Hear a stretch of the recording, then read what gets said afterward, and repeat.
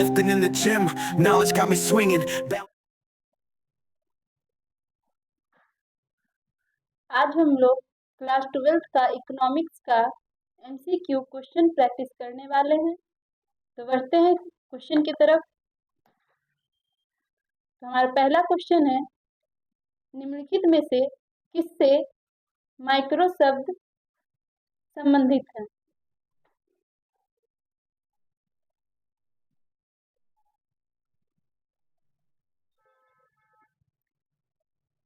अरबी शब्द, ग्रीक शब्द, जर्मन शब्द, अंग्रेजी शब्द। तो माइक्रो शब्द की उत्पत्ति ग्रीक शब्द से हुई है। तो हमारा सही आंसर होगा option B.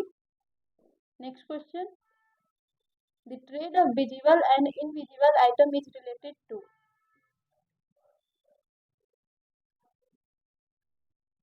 Balance of trade, balance of payment, economic equilibrium, profit. तो पहले हम जान लेते हैं विजिबल और इनविजिबल आइटम होते क्या है। विजिबल आइटम वैसा आइटम जिसको हम देख या छू सकते हैं, और इनविजिबल आइटम जिसे हम देख या छू नहीं सकते हैं, एज ए सर्विस। और visible item as a goods या कमोडिटी। तो बैलेंस ऑफ ट्रेड में ओनली विजिबल आइटम इंक्लूड होता है, और बैलेंस ऑफ पेमेंट में विजिबल आइटम, इनविजिबल आइटम और कैपिटल ट्रांसफर इंक्लूड होते हैं। इसलिए हमारा सही आंसर होगा ऑप्शन बी, क्योंकि इसमें विजिबल एंड इनविजिबल आइटम दोनों इंक्लूड है। Next question, when there is favourable balance of trade then formula. जब हमारा फेवरेबल बैलेंस होगा तो फॉर्मूला क्या होगा? यहाँ ऑप्शन में दिया है एक्स के एक्स मतलब एक्सपोर्ट, और एम मतलब इंपोर्ट। तो हमारा ऑप्शन ए है, एक्सपोर्ट बराबर होगा इंपोर्ट से, एक्सपोर्ट ज्यादा होगा इंपोर्ट से, एक्सपोर्ट कम होगा इंपोर्ट से, या इनमें से कोई नहीं। तो हमारा फेवरेबल बैलेंस कब होगा? जब एक्सपोर्ट ज्यादा होगा इंपोर्ट से। Next question, the foreign exchange rate is determined by. Foreign exchange rate किसके द्वारा डिटरमाइन किया जाता है? वर्ल्ड बैंक के द्वारा, government of nation, demand and supply force, bargaining. तो फॉरेन एक्सचेंज रेट या किसी भी कमोडिटी की price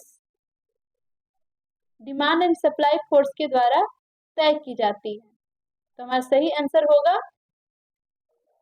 option C. Next question, money is what money does. किसने कहा था? मुद्रा वही है जो मुद्रा का कार्य करती है। हार्टले विदर्स, नैप, क्राउथर, कोलवर्ड। हमारा सही आंसर होगा ऑप्शन ए। इन्होंने ही कहा था मुद्रा वही है जो मुद्रा का कार्य करती है। Next question, which of the following is the item of current account. Export of visible item, import of visible item, expense of tourist, all of these. तो सबसे पहले जानेंगे करेंट अकाउंट में कौन से आइटम आते हैं। तो करेंट अकाउंट में ओनली रेकरिंग नेचर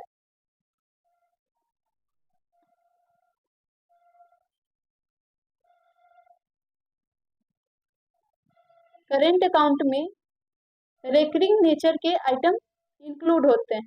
तो यहाँ पे हमारे जो ऑप्शन दिए हुए हैं, export of visible item, import of visible item, expense of tourist, ये तीनों ही रेकरिंग नेचर के आइटम है, इसलिए हमारा आंसर होगा ऑप्शन डी, इनमें से सभी। Next question, out of the following which one is the item of capital account. इनमें से कौन कैपिटल अकाउंट का आइटम है? Foreign direct investment, government transaction, private transaction, all of these. तो हमारा सही आंसर होगा option D, all of these. Next question, मंदी में कौन सा बजट वांछनीय है? Surplus budget, deficit budget, both A and B, none of these. मंदी में कौन सा बजट हमारे लिए सही होता है? सरप्लस बजट वैसा बजट होता है जिसमें गवर्नमेंट खर्च कम करती है और रेवेन्यू रिसीव ज्यादा करती है, और डिफिसिट बजट में खर्च ज्यादा करती हैं और रेवेन्यू रिसीव कम करती है, जिससे हमारे इकोनॉमी में पैसा रह जाता है। तो हमारा सही आंसर होगा ऑप्शन बी। नेक्स्ट क्वेश्चन, जब औसत लागत गिरती है तब निम्न से कौन संबंध सत्य है? एसी बराबर होगा एमसी से, एसी ज्यादा होगा एमसी से, एसी कम होगा एमसी से, एसी प्लस एमसी। एसी कहने का मतलब average cost,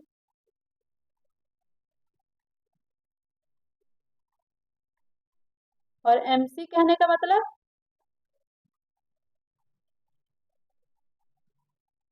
marginal cost.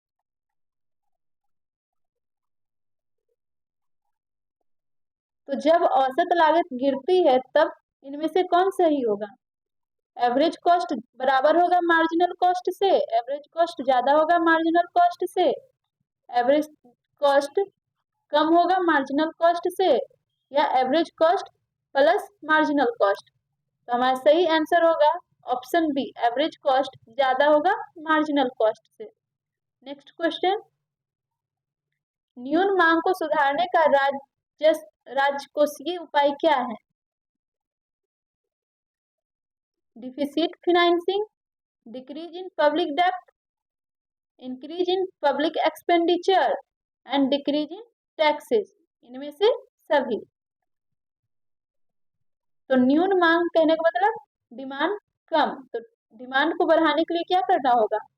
Deficit financing करनी होगी, डिक्रीज इन पब्लिक डेब्ट, जो पब्लिक का डेब्ट होगा उसमें डिक्रीजमेंट लाना होगा, और increase in public expenditure, government को एक्सपेंडिचर ज्यादा करना होगा, और डिक्रीज इन टैक्सेस, और टैक्सेस में कमी करनी होगी, जिससे हमारे इकोनॉमी में पैसा रहेगा और हम लोग, और यहाँ डिमांड क्या होगा? ज्यादा होगा। तो हमारा सही आंसर होगा ऑप्शन डी। नेक्स्ट क्वेश्चन, निम्नांकित में से कौन विश्व का प्राचीनतम केंद्रीय बैंक है?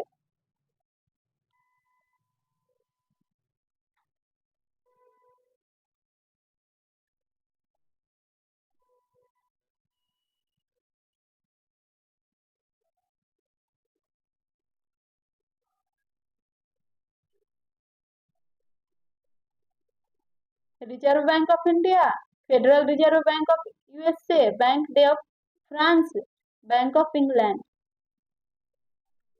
तो यहाँ पे क्या बोला, सबसे पुराना बैंक कौन है? तो सबसे पुराना बैंक वही होगा जिसकी स्थापना सबसे पहले हुई होगी। तो सबसे पहले देखते हैं इसकी स्थापना इन सबकी कब हुई। तो रिजर्व बैंक की स्थापना 1935 में हुई, federal reserve bank of USA की स्थापना 1913 में हुई, बैंक डे फ्रांस की स्थापना 1800 में हुई, और बैंक ऑफ इंग्लैंड की स्थापना 1600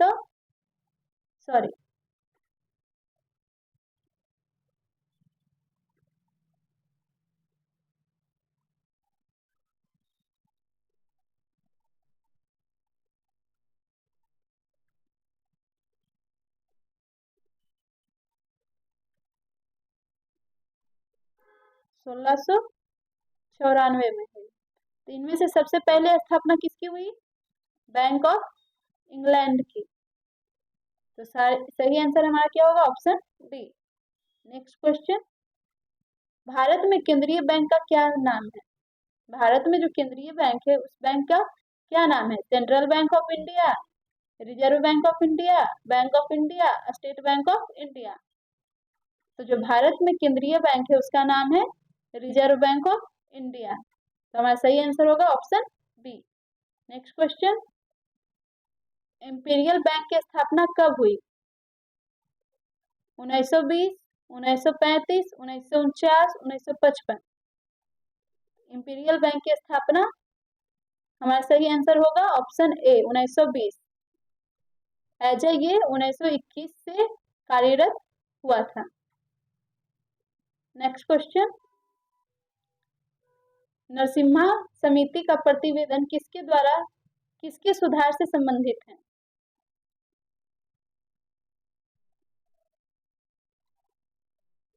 taxation reform, administrative reform, banking reform, trade reform. तो Narasimha committee report banking reform से रिलेटेड है, तो हमारा सही आंसर होगा ऑप्शन सी। नेक्स्ट क्वेश्चन, उपभोक्ता का संतुलन बिंदु है marginal utility equal price, marginal utility less than price, marginal utility more than price, none of these. तो इसमें हमारा सही आंसर होगा option A marginal utility equal price. Next question, MPC plus MPS equal क्या होगा? एमपीसी कहने का मतलब marginal propensity to consume plus marginal propensity to save. यह एक फॉर्मूला है जो होता है क्या, एमपीसी प्लस एमपीएस इक्वल 1। यहाँ क्या होता है हमारा ऑप्शन इंफिनिटी टू 1 0, तो हमारा सही आंसर होगा ऑप्शन सी 1। निम्नांकित में से गुणक 1/1 माइनस सी में सी क्या है? इनमें जो ये सी है वो क्या है? Marginal propensity to consume, subsistence level of consumption, consumption, none of these. तो हमारा सही आंसर होगा option A marginal propensity to consume. Next question, निम्नांकित में से किससे सीमांत उपभोग प्रवृत्ति को ज्ञात करते हैं?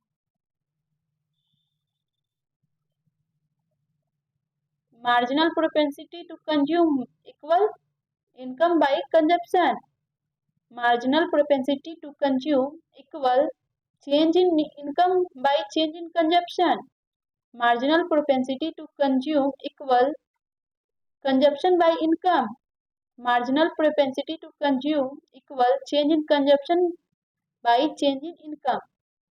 हमारा सही आंसर होगा ऑप्शन डी। नेक्स्ट क्वेश्चन, पत्र मुद्रा में निम्नांकित में से कौन सा मूल्य अधिकतर है? बाजार मूल्य, अंकित मूल्य, आंतरिक मूल्य, इनमें से सभी। तो हमारा सही आंसर होगा ऑप्शन बी अंकित मूल्य। नेक्स्ट क्वेश्चन, यदि एमपीसी 0.5 है तो गुणक होगा, यहाँ क्या दिया है हमें एमपीसी 0.5, तो पूछ क्या रहा है गुणक क्या होगा? तो गुणक बराबर फॉर्मूला होता है 1/1 माइनस एमपीसी। तो क्या हो जाएगा हमारा 1 माइनस एमपीसी का क्या दिया है वैल्यू 0.5, तो क्या होगा 0.5 आया 2। तो हमारा सही आंसर क्या होगा ऑप्शन सी 2।